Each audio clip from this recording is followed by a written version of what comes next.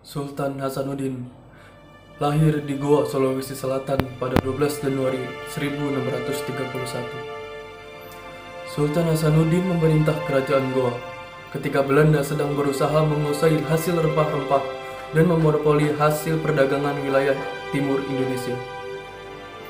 Dalam perjalanannya, terjadi pertempuran yang berlangsung di medan perang Sulawesi Selatan antara orang-orang Makassar yang dipimpin oleh Sultan Hasanuddin dengan VOC yang dipimpin oleh Laksamana Spelman. Pada saat peperangan, Belanda terus menambah kekuatan pasukannya hingga pada akhirnya Goa terdesak dan semakin lemah. Dengan berbagai pertimbangan, akhirnya Sultan Hasanuddin bersedia menandatangani perjanjian Bungaya pada 18 November 1667. Setelah merasa perjanjian Bungaya itu sangat merugikan bagi rakyat dan kerajaan Goa, akhirnya pada 12 April 1668 perang kembali pecah.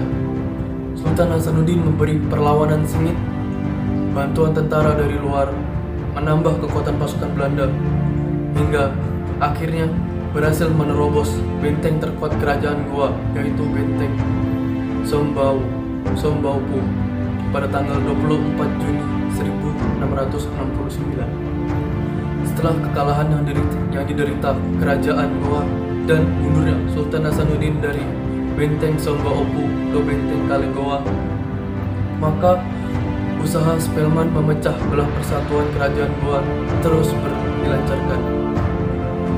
Sultan Hasanuddin sudah bersumpah tidak akan sudi bekerja sama dengan penjajah Belanda.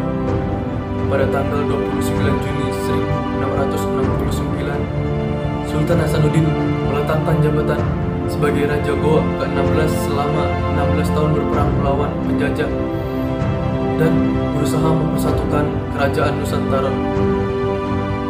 Pertempuran panjang di Sulawesi Selatan yang dimulai sejak 1660 itu padam setelah 7 tahun berkobar.